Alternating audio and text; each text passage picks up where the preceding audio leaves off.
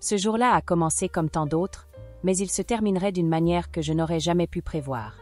Le soleil du matin entrait par la fenêtre, peignant la pièce d'un doré qui semblait se moquer de l'obscurité qui allait bientôt nous envelopper. Je me préparais à sortir, l'esprit à mille choses à la fois, comme c'est toujours le cas dans la course effrénée de la vie moderne. C'est alors que j'ai remarqué, l'Alliance avait disparu.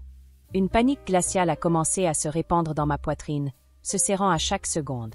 J'ai cherché dans tous les endroits évidents, mais elle n'était tout simplement pas là. C'était comme si elle s'était évaporée dans l'air. Mon cœur s'est emballé. Cette alliance n'était pas qu'un bijou, c'était le symbole de mon mariage, de cet amour que je croyais parfait et inébranlable. Elle représentait chaque promesse, chaque rire partagé, chaque difficulté surmontée aux côtés de mon mari. Le poids de son absence était presque physique, une lacune qui faisait écho au vide qui commençait à surgir en moi. J'ai fouillé les tiroirs, soulevé les coussins, j'ai même regardé sous les meubles, avec un espoir désespéré qu'elle soit simplement tombée. Mais rien. L'alliance avait disparu. La frustration s'est rapidement transformée en colère. Qui d'autre aurait pu la prendre? Nous n'étions que mon mari, la bonne, Anna, qui travaillait avec nous depuis des années, et moi. L'idée qu'elle ait pu faire une chose pareille me semblait absurde, mais la vérité est qu'il n'y avait pas d'autre explication plausible. Une pointe de doute, même minime, a commencé à ronger ma certitude. Je voulais croire en son innocence, mais les preuves, ou leur absence, me poussaient vers une conclusion douloureuse. Je devais la confronter, aussi difficile que cela puisse être. Quand Anna est arrivée pour travailler, la tension dans l'air était palpable. Mes yeux balayaient les siens, cherchant le moindre signe, le moindre indice de culpabilité. Je ne voulais pas y croire, mais la colère me consumait déjà de l'intérieur, obscurcissant mon jugement. « Anna, mon alliance a disparu », ai-je dit, la voix altérée par l'émotion, essayant de garder mon calme, mais échouant lamentablement. Ses yeux se sont écarquillés, surpris, et elle a nié avec véhémence, la voix tremblante, disant qu'elle ne ferait jamais une chose pareille. Mais je ne pouvais pas voir au-delà de ma propre douleur. À chaque dénégation, ma conviction se renforçait. Les mots d'Anna semblaient seulement alimenter ma méfiance, transformant la tristesse initiale en une fureur incontrôlable. Je l'ai accusée directement, sans me soucier du ton de ma voix ou de la gêne qu'elle ressentait. « Je sais que c'est vous », ai-je crié, pointant du doigt, mes émotions à fleur de peau. Les larmes ont commencé à couler sur le visage d'Anna, mais j'étais aveuglée par ma propre douleur, incapable de voir l'humiliation que je lui infligeais. Je voulais mon alliance de retour, et je voulais une explication. Le bruit de ma voix altérée et les pleurs d'Anna ont rapidement attiré l'attention de mon mari, Marcos. Il est apparu dans la pièce, avec une expression confuse, et en quelques secondes la confusion a cédé la place à une préoccupation sincère en voyant la scène. J'étais hors de contrôle, les larmes aux yeux, pointant du doigt Anna, qui se recroquevillait dans un coin, visiblement bouleversée. Il s'est approché, posant une main douce sur mon épaule, essayant de calmer la situation qui se déroulait sous ses yeux. Le poids de cette alliance perdue semblait étouffer toute raison en moi. « Que se passe-t-il ici » a-t-il demandé, la voix douce, mais ferme, essayant de comprendre l'ampleur du chaos que j'avais instauré. Je pouvais à peine formuler les mots, répétant sans cesse que l'alliance avait disparu et que j'étais sûre qu'Anna était la coupable. Il m'a serré dans ses bras, me pressant contre sa poitrine, et la sensation de ses bras m'a enveloppé comme un bouclier, un refuge sûr au milieu de ma tempête émotionnelle. L'odeur de son parfum, familière et réconfortante, a ramené une étincelle de lucidité dans mon esprit. Marcos m'a un peu écarté pour pouvoir me regarder dans les yeux. « Calme-toi, mon amour », a-t-il dit, essuyant mes larmes avec son pouce. « Nous allons résoudre ça. Quoi qu'il arrive, je suis là avec toi. » Ces mots ont été comme un baume pour mon âme blessée, et je me suis permis de croire à la sécurité qu'il m'offrait. La douleur de la perte de l'alliance était toujours là, mais la certitude de son soutien me donnait un peu de force pour avancer. Je me suis accrochée à sa promesse comme un naufragé s'accroche à un morceau de bois au milieu de l'océan. Il s'est ensuite tourné vers Anna, qui sanglotait encore, le visage mouillé et gonflé. L'expression de Marcos était sérieuse, mais pas agressive. Il lui a de nouveau posé des questions sur l'alliance, et Anna, entre deux sanglots, a de nouveau juré son innocence. Il semblait peser ses mots, avec un regard qui essayait de démêler la vérité au milieu de tant d'émotions. Un instant, j'ai eu l'impression qu'il était divisé, mais il a vite reporté son attention sur moi, renforçant l'idée que j'étais la priorité à ce moment-là. La scène me semblait être un tribunal, et Anna, l'accusée. « Ne t'inquiète pas pour ça maintenant », m'a-t-il dit, me tirant à nouveau plus près. « L'alliance n'est qu'un objet. Notre amour est bien plus grand que n'importe quel bijou. Je t'en achèterai une nouvelle, encore plus belle, plus brillante, un symbole encore plus fort de notre amour. » Ces mots m'ont réconforté, et j'ai ressenti un soulagement temporaire, comme si un énorme poids avait été retiré de mes épaules. À ce moment-là, j'ai cru chaque mot, à la promesse d'un amour parfait qui surpassait toute perte matérielle.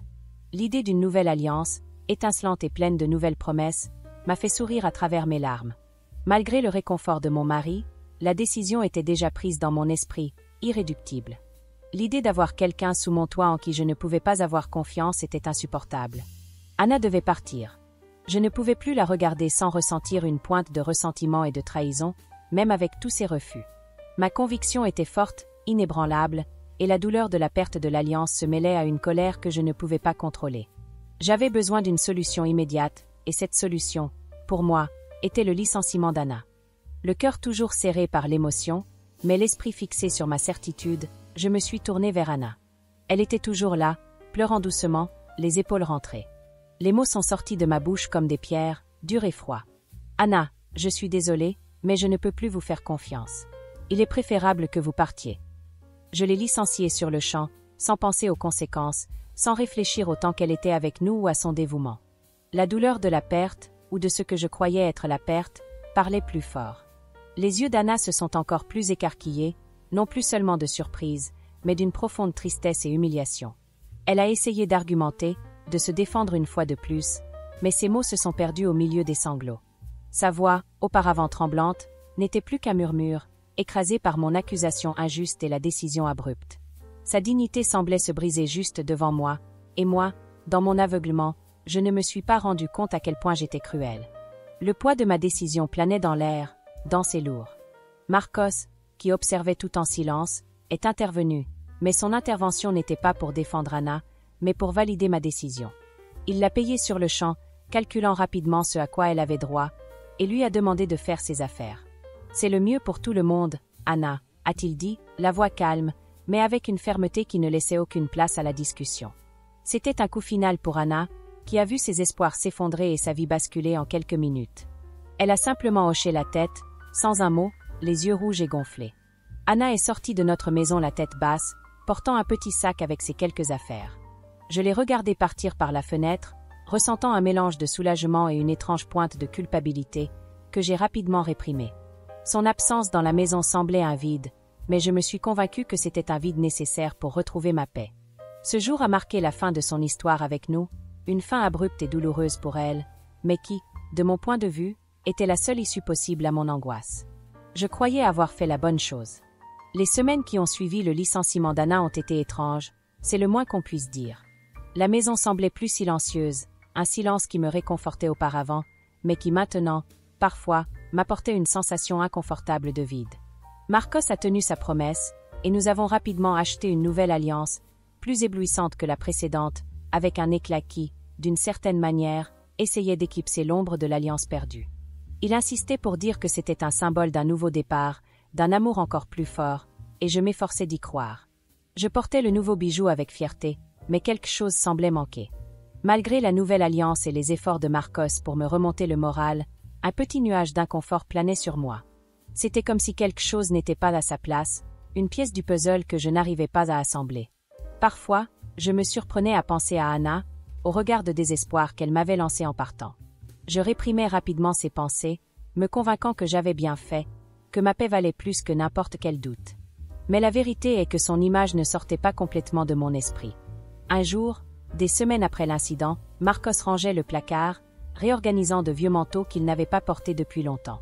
J'étais dans le salon, lisant un livre, quand je l'ai entendu s'exclamer. « Mon Dieu! Je n'y crois pas !» Sa voix pleine de surprise, presque extatique. J'ai levé la tête, curieuse, et j'ai vu Marcos immobile, un manteau dans les mains, et une expression que je n'avais jamais vue auparavant. Il semblait avoir trouvé un trésor. Mon cœur a fait un bond, un mélange d'espoir et d'appréhension.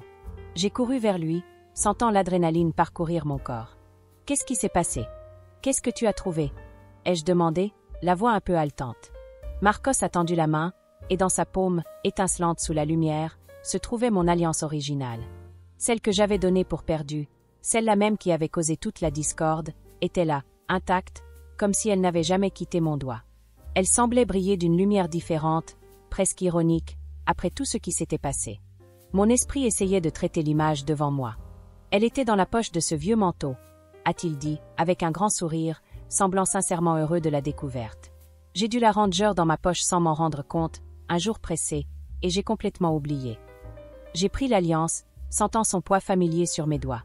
Une vague de soulagement m'a envahi, suivie immédiatement par un sentiment accablant de honte.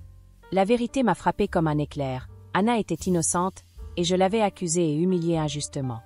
Le sourire de Marcos semblait un peu forcé, et quelque chose dans ses yeux me disait qu'il y avait plus derrière cette histoire. Le soulagement initial de retrouver l'alliance a rapidement cédé la place à une amère sensation de regret et de culpabilité. L'image d'Anna, le visage baigné de larmes, sa dignité écrasée par mon accusation, martelait mon esprit. Je me sentais petite, insignifiante, et la joie des retrouvailles du bijou s'est transformée en un poids insupportable sur ma poitrine. Comment ai-je pu être si aveugle? Comment ai-je pu douter autant de quelqu'un qui nous servait avec loyauté pendant tant d'années? J'avais commis une terrible injustice, et le poids de cette révélation était écrasant. Alors que je tenais l'alliance, un tourbillon de pensées m'a envahi. L'innocence d'Anna était si claire maintenant, si douloureusement évidente. Je l'avais licenciée, l'avais humiliée publiquement, et tout cela à cause de mon aveuglement et de ma précipitation à juger.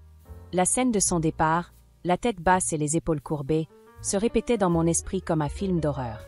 L'éclat de l'alliance dans mes mains semblait un miroir, reflétant la laideur de ma propre attitude. Il n'y avait aucune excuse pour ce que j'avais fait. Mais la vérité la plus cruelle, était encore à venir. Le sourire de Marcos, qui semblait auparavant de soulagement, se transformait maintenant en quelque chose que je ne pouvais pas déchiffrer. Il y avait une froideur dans ses yeux, un éclat étrange qui m'a alerté. Il s'est approché, a pris l'alliance de ma main et l'a fait tourner entre ses doigts, pensif. L'atmosphère dans la pièce a changé, d'une heureuse retrouvaille à quelque chose de sombre et de lourd d'une tension que je ne comprenais pas. J'ai commencé à ressentir une peur, un frisson dans le dos. C'est alors qu'il a commencé à parler, et chaque mot fut un coup direct à mon cœur. En fait, a-t-il commencé, la voix trop calme, sans l'émotion que j'attendais, je n'ai pas trouvé l'alliance maintenant. Je l'ai cachée. Le sol a semblé disparaître sous mes pieds. Je l'ai regardé, choqué, essayant de traiter ce que je venais d'entendre. Mes yeux se sont écarquillés d'incrédulité. Caché. Mais pourquoi? Les pièces du puzzle ont commencé à s'assembler d'une manière déformée, et l'image qui se formait était horrible. Il a continué, la voix sans hésitation, révélant la vérité choquante derrière toute cette mascarade. Je l'ai caché pour te tester, pour voir à quel point tu me faisais confiance, à notre relation, et à quel point tu étais capable d'aller loin à cause d'un objet. Chaque mot était un coup de poignard. Il ne me testait pas pour prouver notre amour, il me testait pour voir ma cruauté, mon vrai visage. La douleur de la révélation était physique, suffocante. L'alliance dans ses mains, autrefois symbole d'amour, se transformait maintenant en un instrument de torture. Marcos m'a regardé dans les yeux, et il n'y avait plus de tendresse, juste une froideur tranchante que je n'avais jamais vue auparavant. Je voulais voir avec qui j'étais réellement mariée, a-t-il continué, sa voix toujours calme, mais maintenant chargée d'une profonde déception.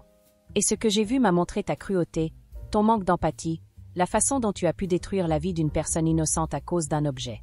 Ton amour parfait n'a pas réussi le test. Mes jambes ont flanché, et j'ai dû m'appuyer sur le mur pour ne pas tomber. Ces mots résonnaient dans ma tête, chacun d'eux un coup mortel. La vérité m'a frappé comme une avalanche. Il ne m'aimait plus. Ou, peut-être, ne m'avait jamais aimé comme je le croyais. L'alliance dans ses mains, le symbole de notre amour, était maintenant la preuve de mon inhumanité et de sa désillusion. J'ai regardé la nouvelle alliance à mon doigt, si brillante et étincelante, et elle semblait se moquer de mon ingéniosité. Quelle cruelle ironie! Le bijou qui devait sceller notre amour, en réalité, a révélé sa plus profonde faille. La scène de l'humiliation d'Anna se répétait, et maintenant la honte était presque insupportable. Il a alors fait le geste qui a scellé notre destin. Il a pris l'alliance originale, celle qu'il avait trouvée, et l'a remise à mon doigt, d'un geste froid et sans émotion. Cette alliance, a-t-il dit, serrant mes doigts, ne représente plus notre mariage. Elle représente la vérité que tu as essayé de cacher, la personne que tu es vraiment. Mon cœur s'est brisé en 1000 morceaux, et les larmes que j'avais retenues si longtemps ont finalement coulé sur mon visage, chaudes et amères. Je pouvais sentir le poids de l'alliance, non comme un symbole d'union, mais comme une chaîne. Ensuite, il a retiré sa propre alliance de son doigt, avec une lenteur agonisante. Le simple geste a semblé prendre une éternité, et chaque seconde était une torture. Il l'a posée sur la table basse, entre nous, un petit cercle de métal qui représentait maintenant un abîme infranchissable. J'ai décidé que je ne pouvais pas continuer avec quelqu'un qui agit de cette façon, a-t-il déclaré, et sa voix, bien que toujours calme, avait une fermeté inébranlable. Cette alliance est la preuve de ma demande de divorce. L'air a quitté mes poumons, et j'ai eu l'impression que le monde s'écroulait autour de moi. J'ai regardé l'alliance sur la table, puis l'alliance à mon doigt, et enfin le visage de Marcos, qui semblait maintenant un étranger. L'amour parfait que j'avais tant cultivé, auquel j'avais tant cru, s'était brisé en 1000 morceaux, révélant une réalité froide et douloureuse. L'alliance perdue n'était pas seulement le bijou qui a disparu, c'était l'alliance de notre mariage, de notre amour, qui s'est perdu au milieu de ma cruauté et de sa déception. Et là, à cet instant, avec la vérité nue et crue exposée entre nous, j'ai su qu'il n'y avait plus de retour en arrière. La fin était arrivée.